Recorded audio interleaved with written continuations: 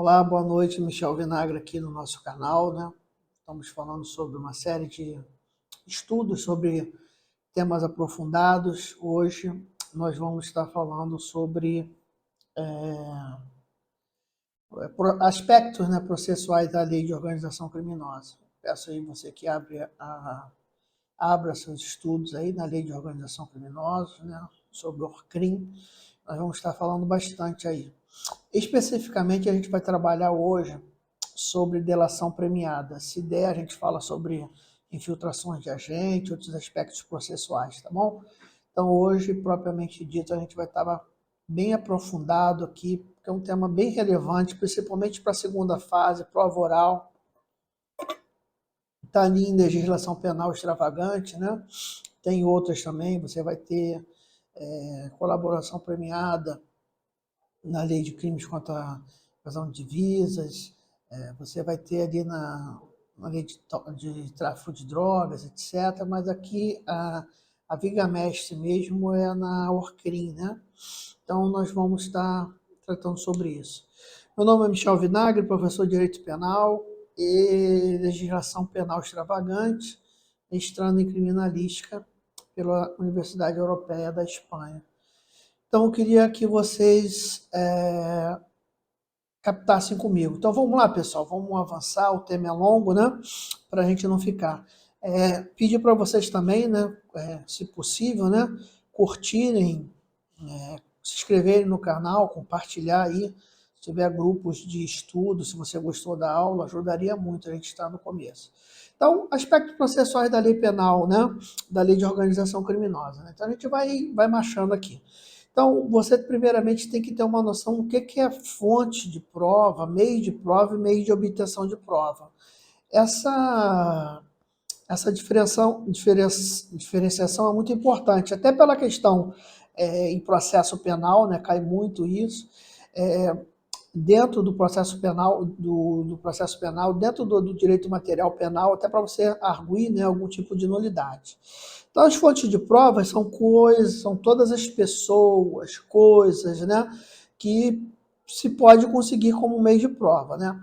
Elas geralmente derivam, né, do fato delituoso, né, o que nós chamamos aí do corpo de delito.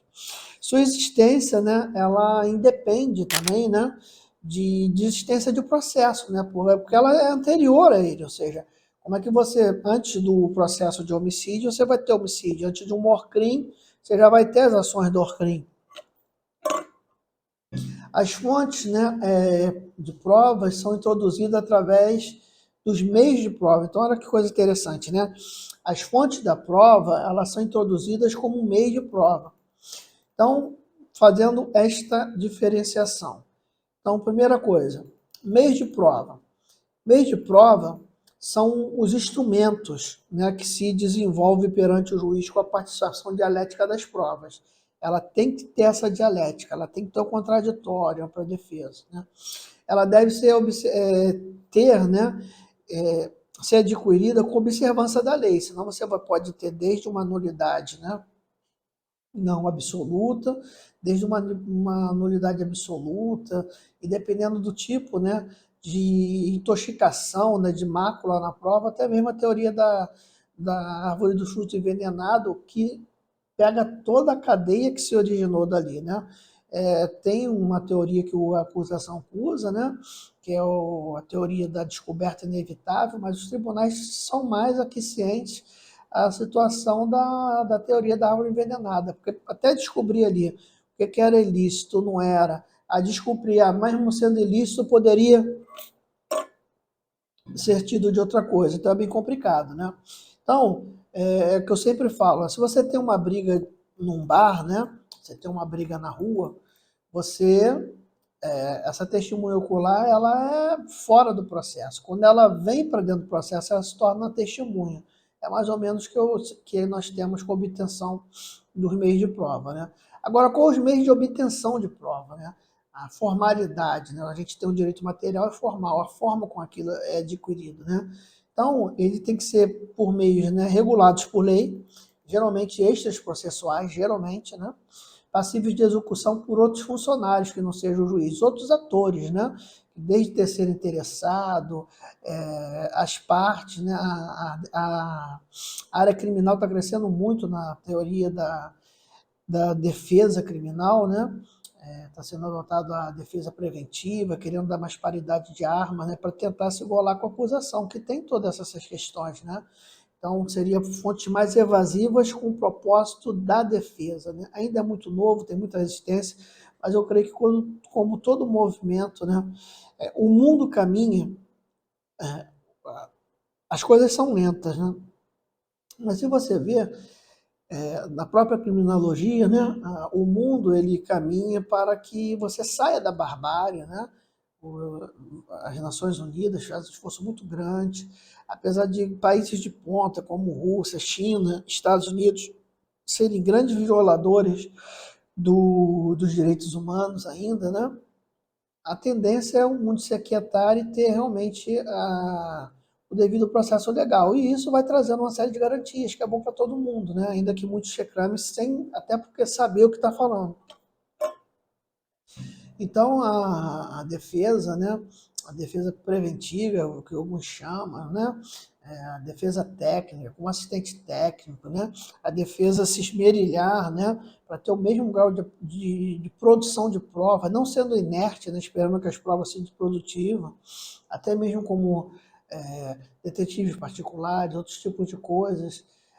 Ela é uma coisa que chegou para você, chegou para ficar, né?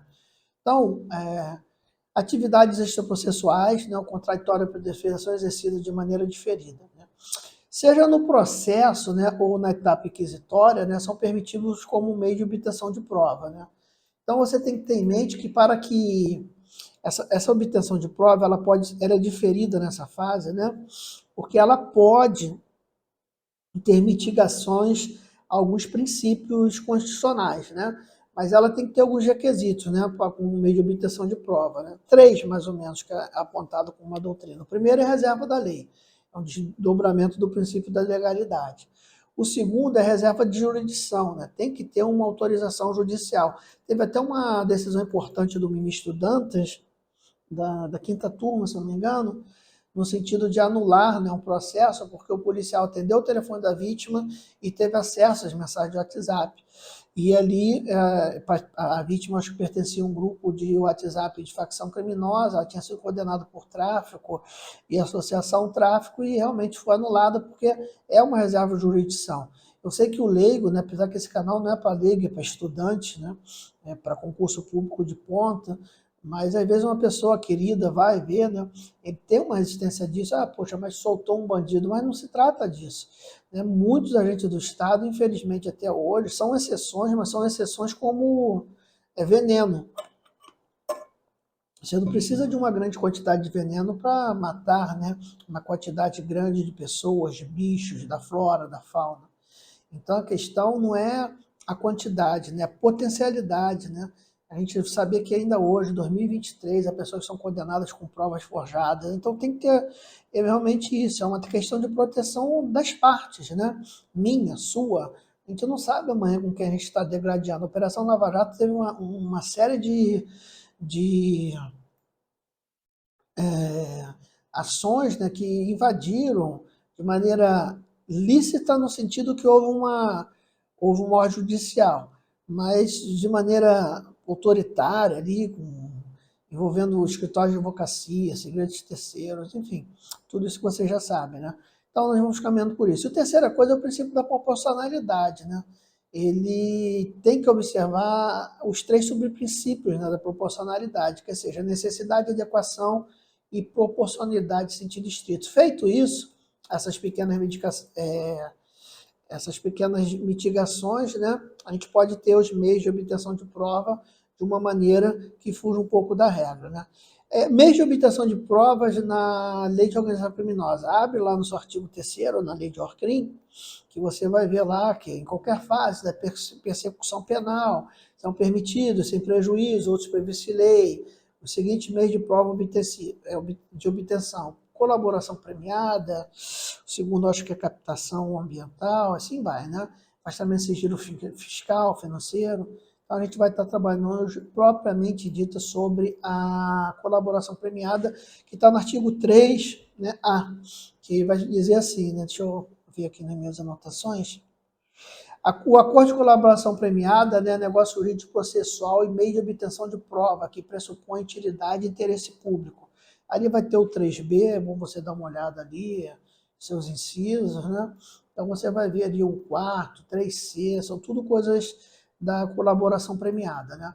Colaboração premiada, assim, se fosse um conceito, uma definição, ela é uma técnica de investigação especial, né? Por meio do qual o coator, né, ou participe da infração penal, né, além de confessar seu envolvimento no quadro delituoso, ele fornece aos órgãos responsáveis uma persecução, informação objetiva e eficaz. Por que é necessário que ele também confesse seu envolvimento? Porque se não houver o envolvimento da pessoa, a gente não está falando de colaboração premiada, né? É até bom isso, uma pegadinha em concurso. A gente vai estar falando de outra coisa, a gente vai falar de testemunha, vai entrar no programa de proteção à testemunha, etc. Mas colaboração premiada subtende-se que há um coator que participou ou de uma maneira menor, uma de maneira maior, mas ele tem uma noção da estrutura da organização criminosa, né? Então, os objetivos, ela é meio prática, né? Ela quer, na verdade, chegar onde o Estado não chegaria pela via normais, ou seja, eu não conseguiria chegar ali de maneira nenhuma se isto não acontecesse. Porque se tivesse condições de chegar por si só, não teria por que dar. Assim, falando a grosso modo, que a gente vai ver que dependendo da espécie de colaboração premiada, a pessoa sequer pode ser denunciada, ou seja, mantém a faca imaculada, mas por que eu vou dar um benefício a uma pessoa que é uma criminosa, né? É uma pessoa que está, de alguma forma, contrariando a norma? Não teria objetivo, então ela tem que ser realmente, né?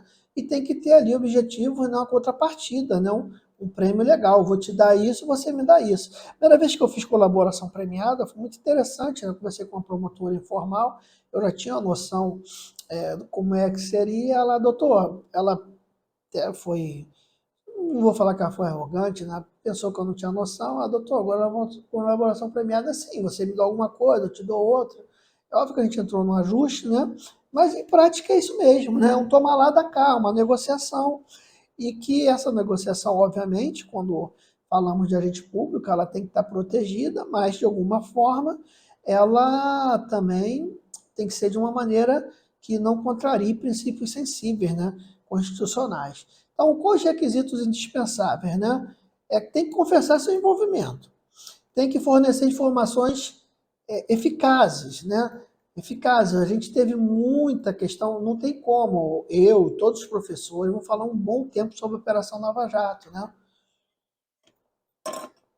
Até porque ela teve vários braços, né? Acho que o Antônio Palocci não teve ela confirmada, o Sérgio Cabral teve uma dificuldade muito grande de ter tido algum benefício, até porque ele seria, né, o ápice da cadeia, da organização criminosa. Então, mas tem muitos casos, porque ela foi feita com bom intuito, mas a gente tem que ver também com uma pessoa presa, né, uma pessoa ruim, né? A gente trabalha com uma pessoa presa de bom ânimo.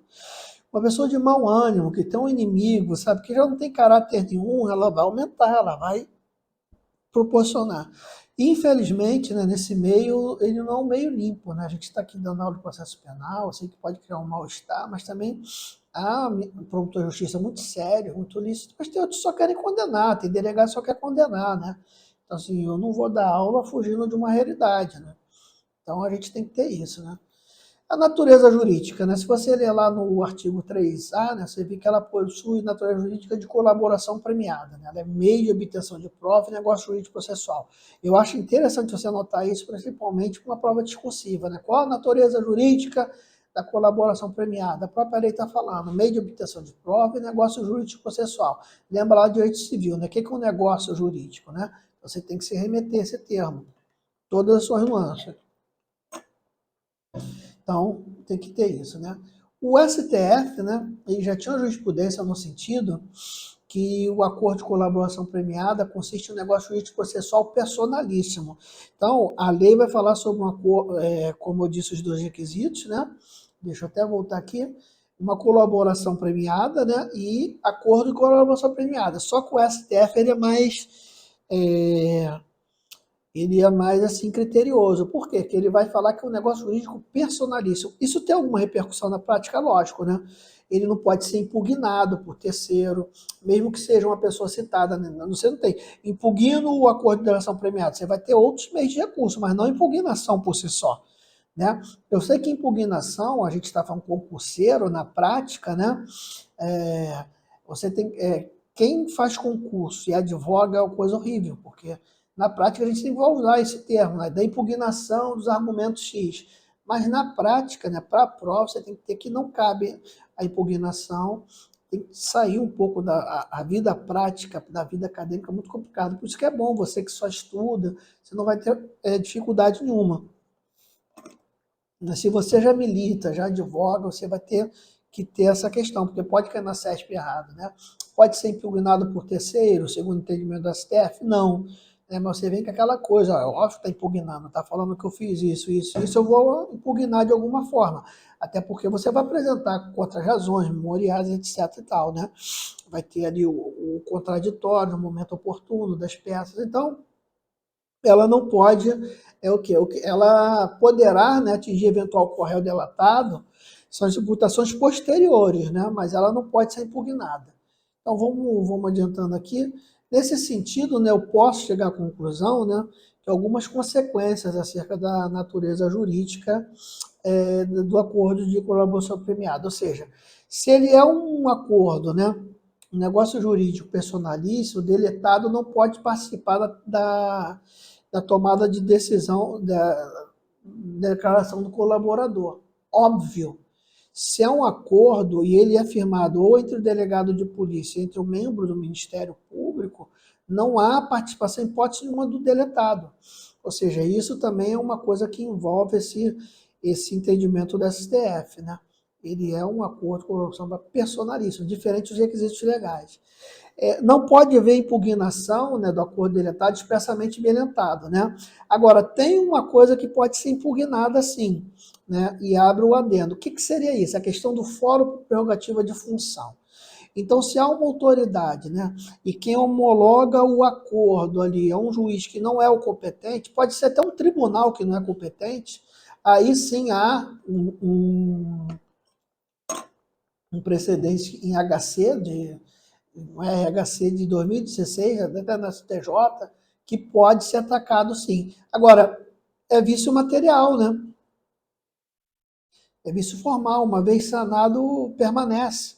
Então, mas é um meio de você impugnar isso. É o único meio, né?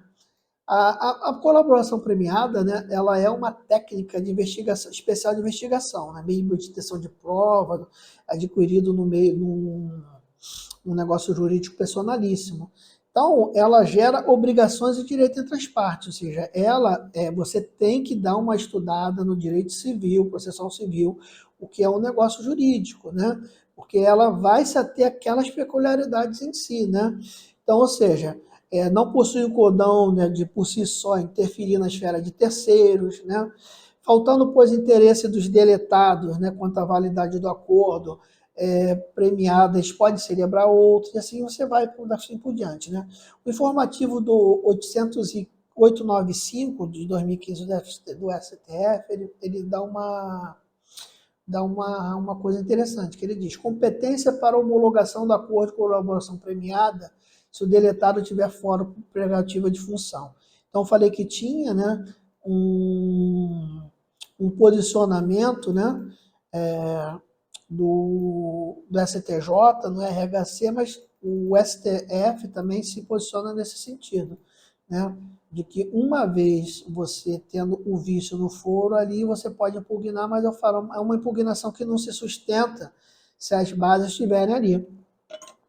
Então, em regra, né, o deletado não tem legitimidade para impugnar o acordo, e não tem essa legitimidade, né? Assim, em regra, a pessoa que for deletada não poderá, até porque é um negócio jurídico, né? Agora, contudo, né? Contudo, caso haja essa questão, essa ferida constitucional contra a prerrogativa de função, ele poderia se ater a isso somente, tá bom? O deletado não pode participar da tomada de declaração, até porque ele é um negócio jurídico personalíssimo, né? Tampouco pode impugnar o acordo, né? Isso foi firmado em 2020. Então, em 2020, o STF definiu que o deletado pode ter acesso às declarações prestadas. Agora, abre bastante atenção, né? Ele não pode impugnar, mas ele tem que ter acesso. Agora, esse acesso, ele não é imediato. Porque a lei de organização criminosa, na prática, ela vem de experimentos de outros países, Estados Unidos, Colômbia, etc. Mas, na prática, ela quer pegar os peixes grandes, entendeu? Essa seria a melhor opção, tá bom? Então, as declarações ele pode ter. Agora, ele tem que ter dois requisitos. Ele tem que ter um requisito positivo e um requisito negativo. O requisito positivo, né, é que esse acesso deve abranger somente os documentos que é referido a ele. Ele não vai ter essa questão, mas eu sou parte do processo. Não, é só realmente ele, ou seja, responsabilidade criminal do requerente. Então, eu tenho lá uma delação premiada em que a pessoa delatou 8 pessoas. Então, conceptório, lógico, pela abrangência, né, da defesa, você arguir algum tipo de quesito no sentido de cerceamento de defesa, né? E se você quisesse ter a todos, para entender o contexto, seria até necessário, mas não. Só vai ser a você. Então você é o João, os outros 7 não interessa, que foi delatado a ele. Tanto é que o acordo ele é bem organizado, porque você faz a tratativa, você leva as provas, depois que você formaliza, você segue uma linha. Então, do capítulo do senhor Michel, ele vai falando tal, tal, tal, tal, tal. Do senhor João, tal, tal, tal, tal, tal. Então, você não tem acesso. Esse é o primeiro ponto, para você ver como que a lei preza realmente, vou usar um termo técnico, né, pegar os peixes grandes. O requisito negativo, né, é que o ato de delação premiada ela não pode ferir diligência em andamento. A mesma questão da súmula vinculante 14, ela não fere. O advogado ele tem direito aos autos do inquérito policial? Tem, imediatamente, sob pena de até, agora a lei de abuso de autoridade, né, também já tinha isso na antiga, mas fortalece. Agora, ele não pode ter acesso às diligências em andamento. Porque o inquérito policial ele é sigiloso, o inquérito policial ele tem natureza inquisitorial, né? Ele não é um ato formal, um ato administrativo, por isso que você não pode ser condenado somente com provas em inquérito policial.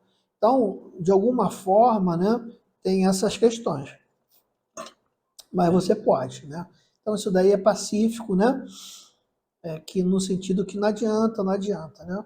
Você não pode. Agora, o pacote anticrime, né? Ele fez muitas alterações na lei de organização criminosa. E eu creio, mesmo ele sendo de 2019, nós já estamos em 2023, as pessoas se habitualizam, né? Se você observar, tem até memes sobre isso, né? O novo Código Civil seria de 2015, né? Eu fui muito prejudicado com o Código Civil porque eu tinha ali acabado tendo 50% das matérias, né, da faculdade ali no Código Antigo, ele entrou em vigor ali, fez uma salseira, né? Mas a gente, de alguma forma, teve que dar um jeito, né? Reaprender na prática. Então, vamos lá. Com o intuito, né, de tornar, né, essa explicação assim um pouco mais didática, né, assim, a gente vai usar não a ordem dos artigos, né? Então vamos lá, no artigo 3C, deixa eu abrir aqui alguma coisa para ler com vocês, a gente vai precisar ler a lei, né? Ela diz assim, artigo 3CA, a proposta de colaboração premiada deve ser instruída com procuração do interessado, com poder específico, e aí vai, né? Então, a primeira coisa, é algo que a lei botou ali, que o poder tem que ser específico, é igual queixa-crime. Não adianta você querer, mas que idiotice, você tem que fazer um resumo ali dos fatos criminais, hora aventado na queixa-crime, é requisito, né, de nulidade. Erro material, vai mandar ser corrigido, mas é. Então, improva essa questão, né? O aposta de sentido com procuração poder específicos, pessoalmente pelo preponente, né? Então, sem a menor coisa, né? A presença do defensor é indispensável, não existe a hipótese de uma colaboração premiada, né? Você vai ler até no artigo 415, quarto parágrafo 15, se não me engano, da própria lei, todos os atos da negociação, conforme a execução da colaboração, o colaborador deve ser assistido por defensor, não tem para onde você correr, tem que ter defensor, né? Cabe também a defesa, né, estar bem atenta ali, né, aos termos, porque o juiz ele vai se ater no acordo, ele tinha o poder de impugnar e resolver. Agora não. Se ele achar que tem alguma coisa ali que venha estar acontecendo, ele devolve as partes até estar saciada, né? O novo pacote anticrime mitigou muito o poder de atuação da magistratura no sentido de, de ações de ofício, né? Então, você vai ter ali uma instrução preliminar. Também pode acontecer, né, de um acordo de delação premiada, ele aprova. Ele, na verdade, ele não tem esse termo em lugar nenhum. Eu estou trazendo para você ter uma noção, né? Ele teria que ser um direito líquido e certo. Você teria que apresentar as provas, né? Não existe condenação só em delação premiada. O que existe é o delator falar e provar. Ah, João me dava dinheiro todo dia. Tá, cadê o dinheiro? Tá aqui, a conta tá aqui. O João estava ali, tem uma foto, tem uma imagem, a minha câmera de segurança. Eu tenho retratos do João. A conta que ele botava era essa. E assim vai. Então, ele era para ser um direito líquido e certo. Volto a falar, não tem esse termo, é um termo explicativo. Então, pode acontecer de, a prima facie, você não apresentar a delação premiada e não ter esses documentos assim, ó. Mas você tem um caminho para encontrar. Então, você pode ter uma audiência preliminar. Né? Você vai lá e registra, porque essa audiência preliminar vai ser a audiência que você vai falar, talvez uma dificuldade. Você está preso, correto? Olha, eu tenho uma prova material num cofre tal. Você não vai sair dando a conta assim. Estou dando exemplo, né? Então, são circunstâncias que, dentro de uma razoabilidade, vão ser sanadas.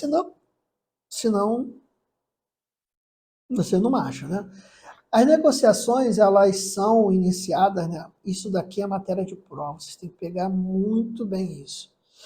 As negociações, elas são iniciadas com o recebimento da proposta. A negociação. Recebeu a proposta, ela é iniciada.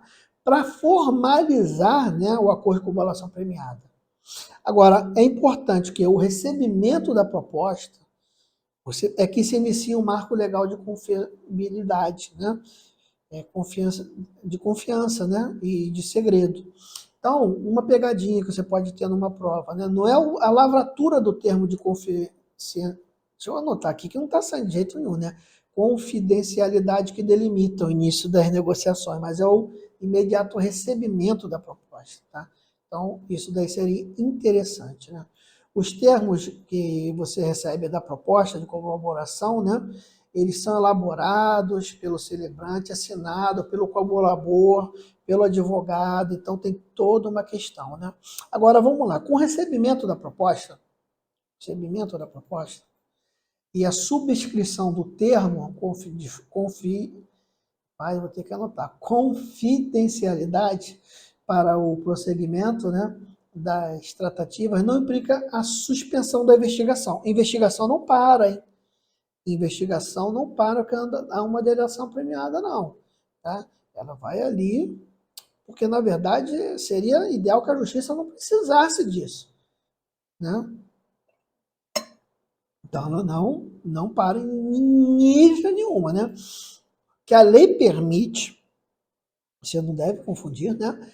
É que as partes, né, quando celebram um acordo, né, exclusivamente, né, ela pode ali ter medidas assecuratórias, liminares, busca apreensão, né? Medidas cíveis, né? Admitidas de urgência. Agora, parar de maneira nenhuma. né? Recebimento da... Então, vamos lá marcar aí. Anota, querido, anota nesta questão. Recebimento da proposta. Marco de confidencialidade. Não houve indeferimento sumário, firma o termo de confiabilidade, porque ela pode ser indeferida, né, sumariamente. Quando? Não tem prova. Tem prova, não tem negociação, né?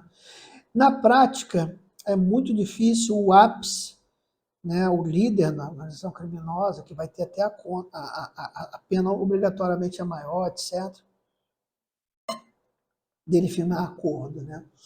Porque pode acontecer, às vezes, você está com uma grande organização criminosa, ele desmantela ela toda, mas estou falando que na prática é muito complicado que o líder tenha benefícios, tá? Uma resistência muito grande, principalmente crimes já consumados, tá? Muito, muito grande. A proposta de colaboração, né, ela pode ser sumariamente indeferida, tá?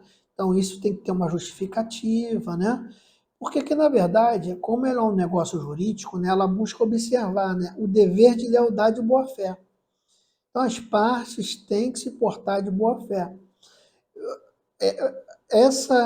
A delação premiada, né, ela é uma negociação de, de alto nível, né? Porque se você for passar a linguagem hoje que se usa, né, é o Estado negociando com o bandido, né? Ah, doutor, perdão, você tá falando isso, mas é o réu. A gente tem que ter os termos técnicos, né? Mas se você olhar hoje para esse mundo aí, né? Enfim, só uma questão, né? Então podemos concluir que tem quem quer ver a justa causa, né? Possível posterior arrependimento, tudo isso pode ser, né? Então vamos dar uma andada aqui. A gente tem o artigo 3, né? Vamos lá. Dispõe também o legislador que no acordo de colaboração premiada, o colaborador deverá narrar todos os fatos ilícitos para quais concorreu e tenha relação direta. Não adianta. Olha, uma coisa interessante, há casos de quebra de acordo, há casos de revogação de acordo porque o colaborador cumpriu, foi correto com todos os casos que ele delatou, mas ele omitiu conduta sua. Então, essa é uma cláusula obrigatória que passível de nulabilidade ou anulação, tá? Com efeito ex tunc ou ex nunc. Então a gente tem que ver. Benefícios a serem concedidos, né? Quais seriam os benefícios? Lê lá o artigo 4, você vai ver, né? Logo, os benefícios concedidos, né? Você tem obrigações, nós falamos, termo de confidencialidade, o marco inicial, etc. E tal. Mas agora, quais os benefícios, né? Eu levo condições de prova para que, de alguma maneira, eu tenha o ressarcimento, eu tenho a perda dos bens, eu tenho o fim das atividades criminosas. Agora, qual o benefício? Então, vamos lá. Primeiro, o maior dos benefícios, que é conceder o perdão judicial, que ela é uma causa extintiva de punabilidade. Então, se você for perguntar de alguma prova, né, qual a natureza jurídica, perdão, qual a natureza jurídica do perdão judicial, então você vai responder a causa extintiva de punabilidade. Segundo, né, está na lei, redução da pena até 2/3, redução da pena até a metade, né, a substituição da pena privativa de liberdade por extintiva de direito, a progressão do regime independente dos dispositivos, requisitos ali do Código do artigo 44 da LEP, ou seja, se você tem uma progressão que é de 1/6 da pena, você pode negociar isso para menos. Vou ficar 4 anos, se eu não me engano, o Marcelo Odebrecht ficou 7 anos, mas já entrou na semi-aberta, depois foi para aberta, então isso tudo pode ser negociável, né? A suspensão do oferecimento da denúncia, né, de 6 meses prorrogável, ou seja, tanto a suspensão do oferecimento da denúncia, ela fere o direito ao princípio da obrigatoriedade, né? Ação penal obrigatória por MP. E também o perdão. Então, nesse primeiro momento, você vê como ela mexe, né? Então, você tem o seguinte, né? Colaboração até a sentença, 2/3 da pena pode ser. Colaboração após a sentença, metade, 1/2, né? Se a colaboração ela for após a sentença, a pena também poderá ser reduzida até metade ou será admitida a progressão em regime mais benéfico, etc. e tal, né? Agora, sempre tenha em mente essa seguinte palavra: a relevância da colaboração premiada. A relevância da colaboração premiada. Benefícios altos é motivo de relevância. Então, vamos começar a destrinchar um pouco disso, né? O Ministério Público, né, a qualquer tempo, e o delegado de polícia nos autos de inquérito policial, né, com a manifestação do Ministério Público, poderão requerer, né, ou representar o juiz pela concessão do pedido judicial, de perdão judicial ao colaborador, né? Então, isso daí, como eu já disse, o que é interessante para concurso? Pelo Ministério Público, requerido a qualquer tempo. Pelo delegado de polícia durante a investigação coitiva da MP. Tem decisão da STF, o delegado de polícia ele pode fazer, tá? Tinha uma questão de nem poder fazer, ele pode fazer. A gente vai falar isso mais à frente. Mas a colaboração premiada, né, de fazer os acordos, mas ele é ouvido o MP e opinião de delito por último, né? A PGR entrou com um agravo regimental e ganhou. E o STF entendeu, eu não posso fazer com que o Ministério Público ofereça denúncia na marra. Então, mesmo a sistemática não mudou nada, né? Foi uma vitória parcial dos delegados, porque o Ministério Público queria que nem eles pudessem fazer, se quer fazer, mas eles podem realmente. Concurso público, né? Como eu sou advogado militante também, fechar acordo de delação premiada com o delegado não acho legal. Primeira coisa, você loga ali, às vezes o Ministério tem uma noção de muita coisa e não fecha. Ah, mas tem a questão que não pode ser usada, tá, mas tem outros caminhos dele chegar ali, né? Então você fala que estava numa casa com muro rosa, ele não vai na casa com muro rosa, mas vai na casa azul, que informaram que no lado da casa amarela tinha um lugar que fazia isso. Então a gente não pode ser a criança, né? A substituição da PPL por RDD, né? Então ela não precisa, do Código Penal, né? Eu falei da LEP, mas peço perdão. A substituição da PPL, né, pela RDD sem os requisitos, ou seja, é óbvio, senão não constava ali, né? Suspensão do oferecimento da denúncia, mitigando ali o princípio da obrigatoriedade, né? O não oferecimento da denúncia, né? Queria abrir um adendo nessa questão aqui, tá? Seguinte. Se você abrir lá no parágrafo 4º da lei, você vai ver que o pacote anticrime, né, passou a condicionar o benefício de não oferecimento da denúncia, né, em casos de que a obrigação se refere a fato com os Ministérios Públicos não ter conhecimento prévio. Então, deu uma dificultada, né? Então, ou seja, você tem que se lembrar que o não oferecimento da denúncia consiste numa exceção ao princípio da obrigatoriedade da ação penal pública incondicional. Agora, há uma rigidez maior, que antes do pacote anticrime, né, tinha uma liberdade maior, mas esses fatos o Ministério Público não pode ter um conhecimento prévio. Então, hoje, deu uma dificuldade maior. Eu vou falar uma coisa para vocês. Me perdoa. É muito difícil você ter na prática essa questão aí do não oferecimento da denúncia. Eu nunca vi, nunca tive.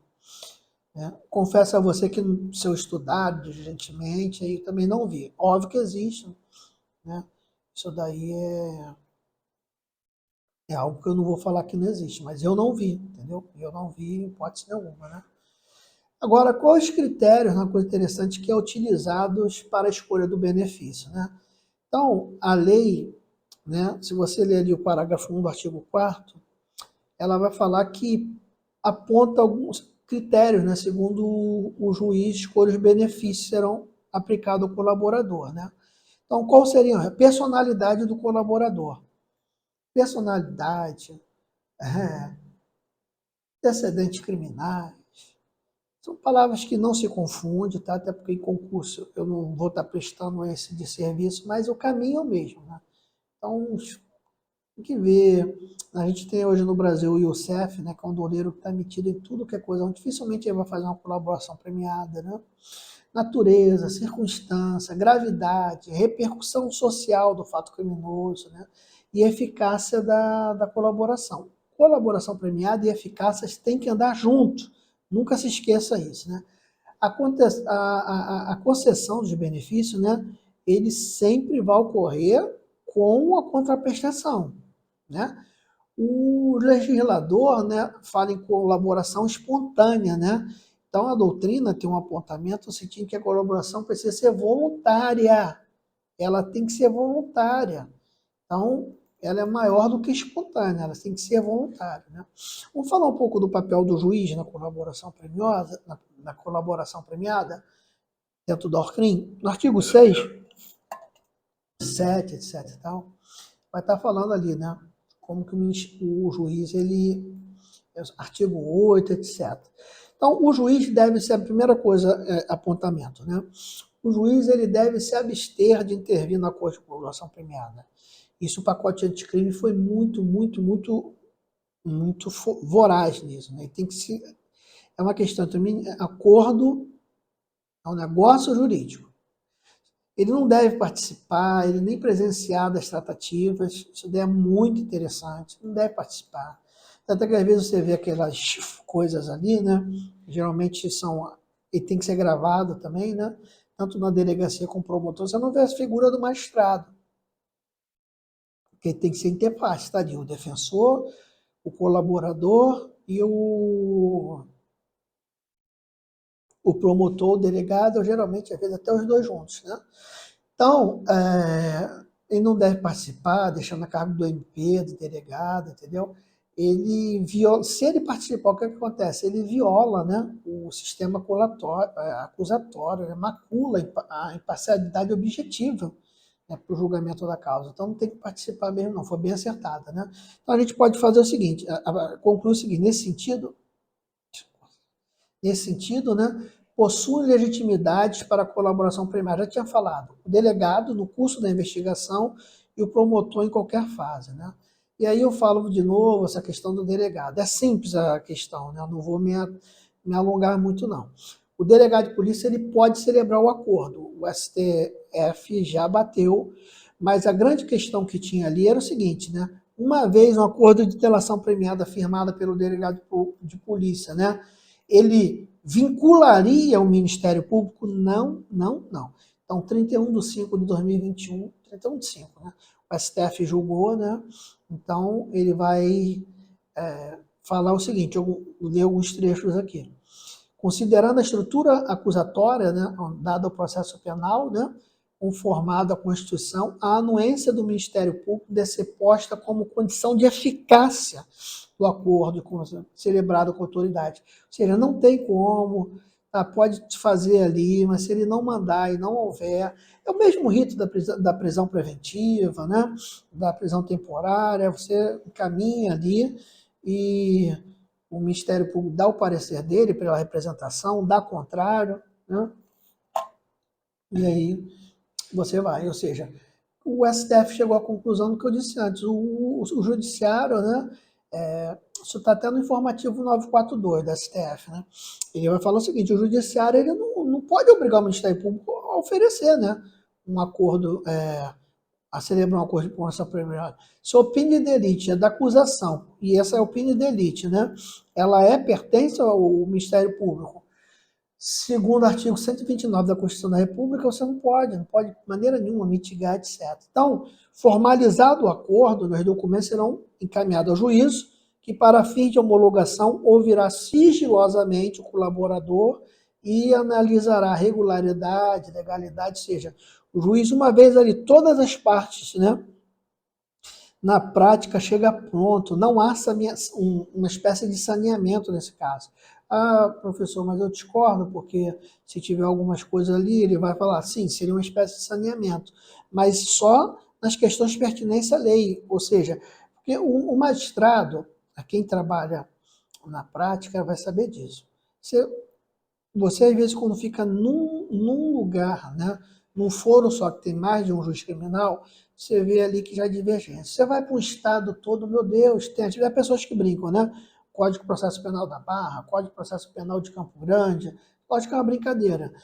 Você vai para o Brasil, então você vê coisas muito distintas. Então, às vezes, né, pode haver assim, muitas vaidades. Nesse caso, não. Nesse caso, hipótese nenhuma. Então, ele vai ali, olhar regularidade, legalidade, voluntariedade, adequação aos benefícios e resultados. Né? Ele vai estar ali somente nesse momento. Quando fala juiz e somente disso, né, dá algumas pessoas, mas vincula o juiz, diminui o juiz, de maneira nenhuma, não, né, não vejo diminuição nenhuma, a forma de preservar o sistema acusatório, que já é muito ferido na prática. Né?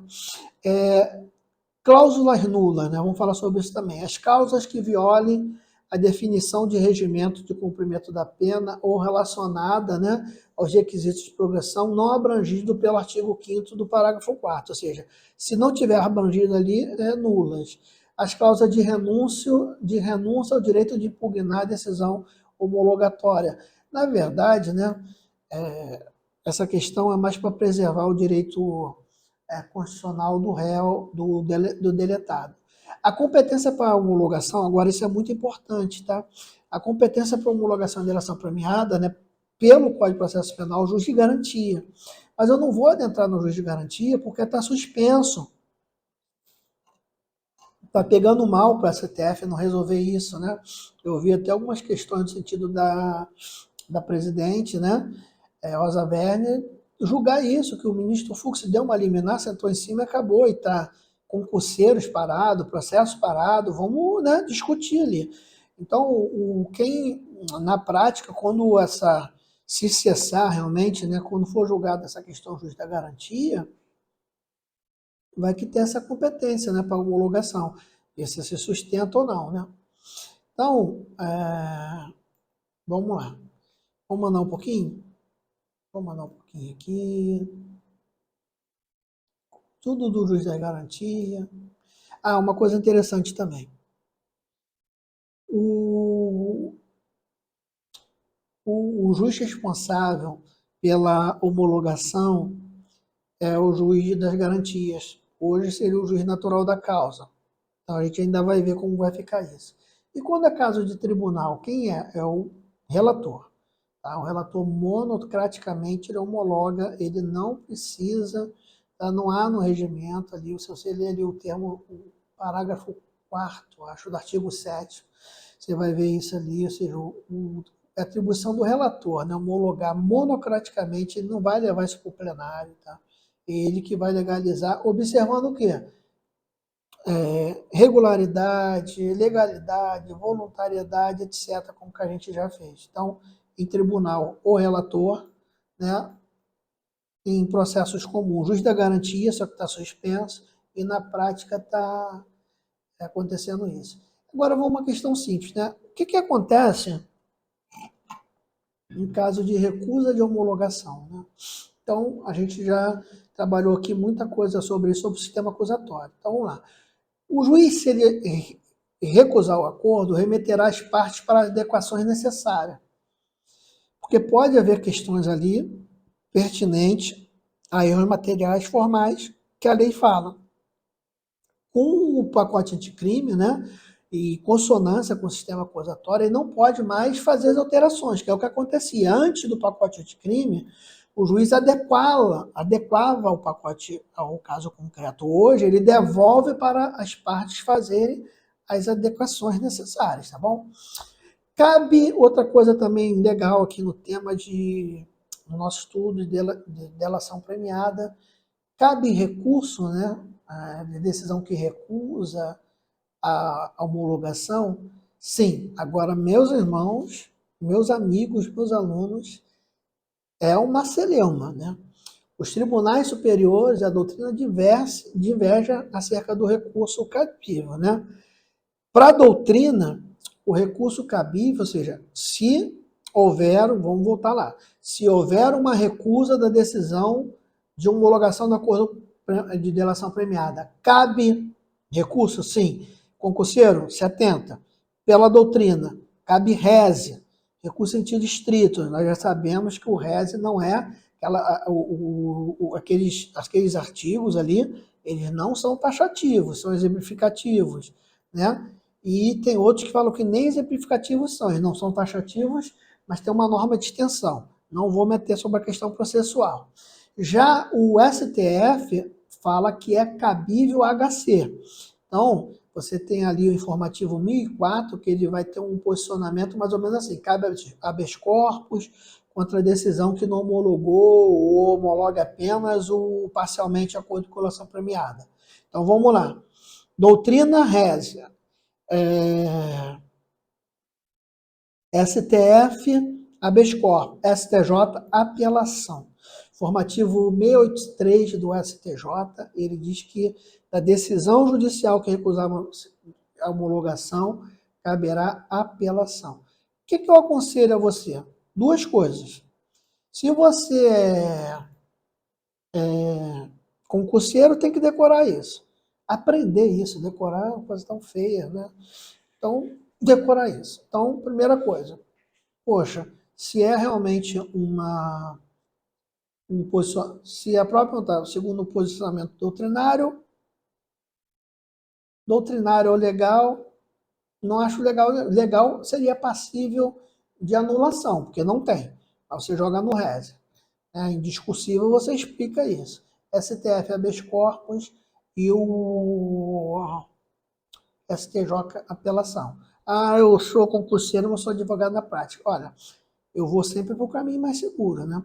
Eu, dependendo do caso, eu tentaria apelação, me aqueceria com o STJ, primeiro que ele é um tribunal mais técnico, menos politizado, aí, né, crítica, enfim, porque pelo princípio da fungibilidade, né, os recursos, se ele não houver um erro grosseiro ou uma má-fé, eles vão tender a ser, sabe, serem aceitos. Então você vai pelo caminho mais seguro, né?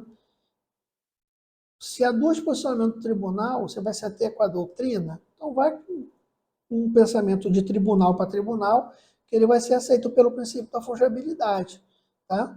Se for no RESE também, eu não vejo problema nenhum, tá? Até porque o RESE tem o mesmo prazo, só diminui nas razões, então eu creio que, de alguma forma, não teríamos nenhuma aí. Agora, por incrível que pareça, a situação mais insegura é da STF, né? Porque aí você vai jogar em petro um HC, o tribunal reconhece que não há necessidade de HC, né? É igual a questão também, né? Qual o recurso para a negativa de incidente de insanidade, né? Reze não está disposto, se ataca em preliminares, na prática estão fazendo isso de nulabilidade, cabe HC. Onde você tiver qualquer coisa que lá no futuro vai ter um prejuízo com prisão ou alguma coisa desse tipo, cabe HC, mas é bem complicado, né? Então vamos lá, pessoal, vamos avançar. O papel do Poder Judiciário, né, no acordo de homologação premiada, ele é o seguinte, né? A colaboração, ele é um meio de obtenção de prova, né? Essa iniciativa não se submete à reserva de jurisdição, à iniciativa, né? Então, nesse sentido, as tratativas, celebração da vença são mantidas exclusivamente do Ministério Público, entre o pretenso colaborador, entre até o delegado com a anuência do Ministério Público. O Poder Judiciário ele vai ser convocado no final, né, dos atos negociais, só para aferir mesmo, para homologação. E aí você já sabe os requisitos que eu já falei, tá bom? Vamos ver como meio de obtenção, enquanto meio de obtenção de provas, né, os fatos relatados em colaboração premiadas, eles, quando não conexos, né, com o objetivo do processo, né, que deu origem ao acordo, deve receber tratamento conferido ao encontro de fortuito de prova. Então, toma cuidado sobre isso. Se você não for ali específico, né, são muitos HC, né? Outro posicionamento, né? O acordo de colaboração como meio de obtenção de prova, né, não constitui critério de determinação de modificação ou concentração de competência. Ele não pode modificar a competência. Por quê? Você burla o juiz natural. E você não pode fazer isso, né? Em hipótese nenhuma. Demais considerações acerca da delação premiada, né? Vamos. Retratação de acordo, tanto o MP, né? Quanto acusado pode ser repreender da proposta, né? É um negócio jurídico, né? Por isso que causa nulidade quando você acorda que isso não pode acontecer, né? Ainda que haja retratação do acordo, as provas que já foram apresentadas pelo colaborador não pode ser utilizada em seu desfavor, mas pode alcançar terceiras pessoas. Muito interessante isso. Lembra que eu falei na aula, em algum lugar da aula, que o acordo ele visa a boa-fé?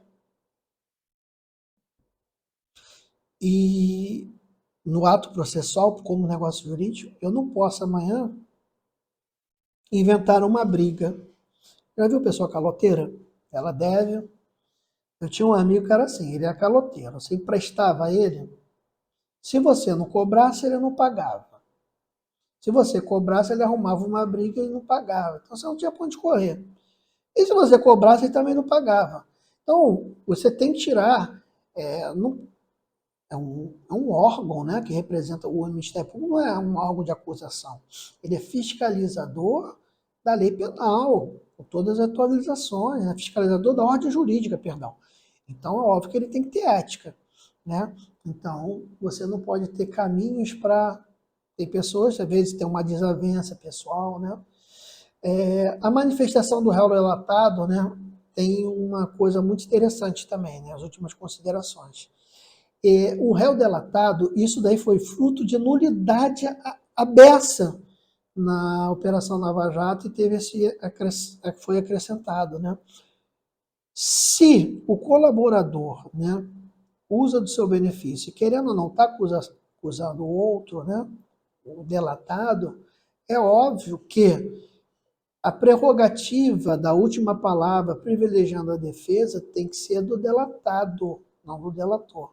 Então, causa nulidade, sim. O réu delatado ele tem que se manifestar por último. As ordens das alegações finais são MP, delator e réu delatado.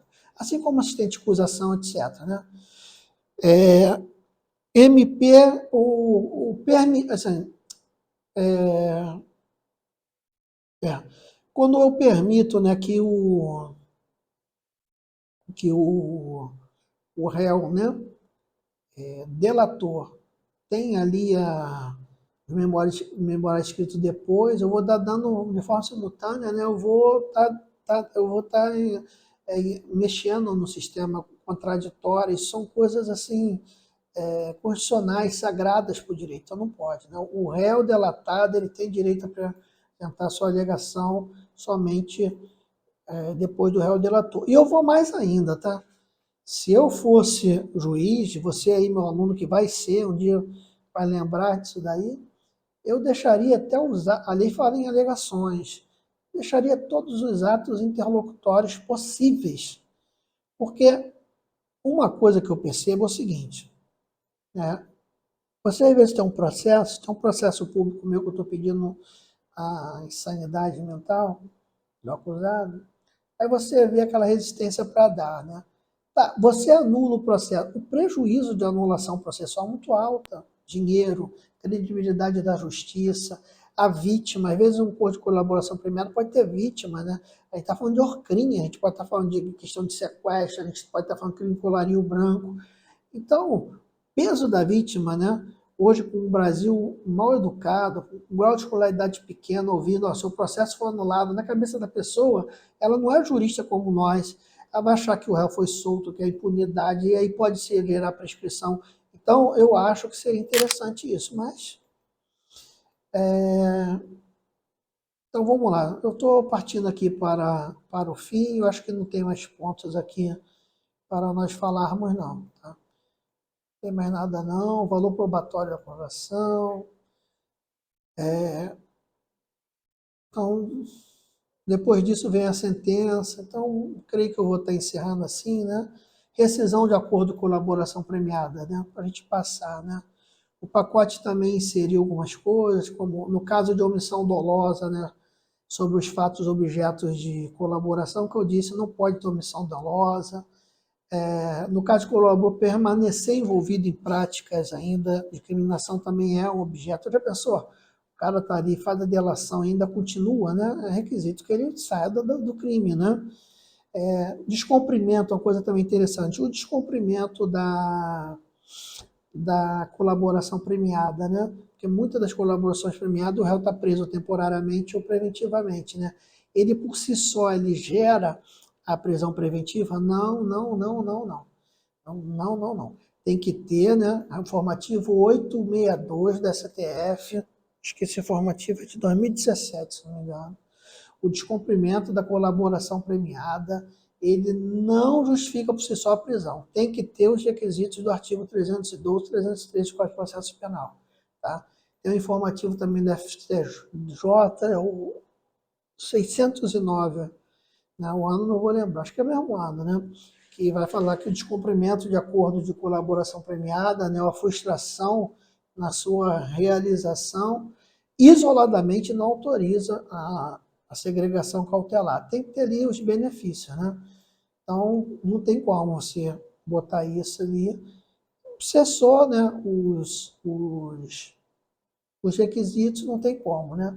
Fala também um pouquinho aqui dos direitos dos colaboradores, artigo 5º, né? A gente pensa que está caminhando para o final, mas vai aparecendo algumas coisas, né? Então, vamos lá. O que eles podem usufruir, né? Primeiro, né?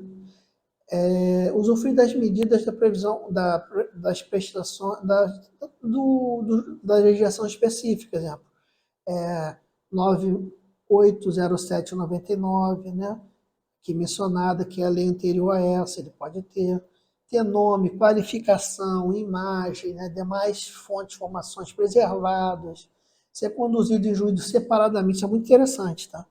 Separadamente dos outros correios, ele pode até entrar ali na questão de, mesmo sendo um colaborador, de proteção à testemunha, preservar a incolumidade física do colaborador, né? Participar de audiência sem contato com os outros acusados, né? Que é um status de vítima, né? E, na verdade, ele também, volta a falar, a grosso modo, ele estaria ali, né? Não tem identidade revelada, cumprir pena em estabelecimento diversos dos demais réus, né? Cumprir pena ou prisão em estabelecimento diverso, né, dos outros citados, e vai, né? Sigilo da colaboração, tem o artigo 7º, acho que seria interessante a gente falar.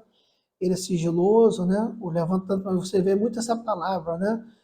O levantamento do sigilo, ele é sigiloso ali, para não atrapalhar as negociações. Uma coisa interessante aqui, o artigo 7º, parágrafo 3º, ele vai ter uma coisa bem interessante que é bom você prestar atenção. O acordo de colaboração premiada, né, e os documentos ficam no sigilo até o recebimento da denúncia, né, não sendo possível a publicidade deles, né, que é para preservar, etc. e tal. Ou seja, em outras palavras, né, o acordo só pode deixar de ser sigiloso com o recebimento da denúncia. Agora, o que acontece, né, se o juiz descumprir isso, né? Então, a doutrina interpreta, né, que ele está violando o artigo 325, né? Violação do sigilo funcional, 325. Que aí você lê lá no Código Penal, né, que é penas ali, dependendo do que venha a ser, pena de 2 a 6 anos, né? Então, é uma coisa bem legal. Olha, eu encerro aqui. Eu estou temas aprofundados. Próxima aula possivelmente pode ser a ação controlada. A gente pode estar falando também sobre infiltração de agentes, tá? Então, eu acho que eu vou dividir essa aula aqui de temas aprofundados, né? Aspectos da lei processual da organização criminosa, delação premiada em 2. Se você gostou, curtiu, compartilhe, dá uma força no canal novo, curte aí, compartilha, se inscreva no canal, tá bom? Um beijo no coração de todos aí e desejo sucesso.